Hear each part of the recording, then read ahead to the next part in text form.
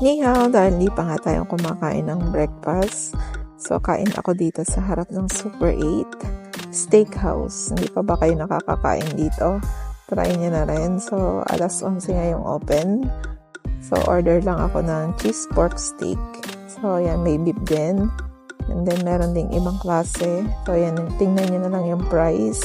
Ako nga yung unang customer nila ngayon.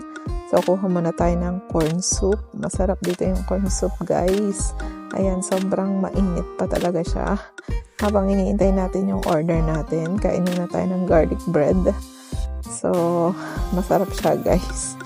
Diyan pa lang busog na. And then, ito na yung cheese pork steak natin.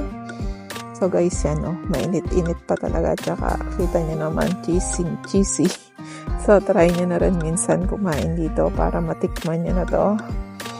So, konti pa lang yung kumakain nyo. Siguro mamaya pa.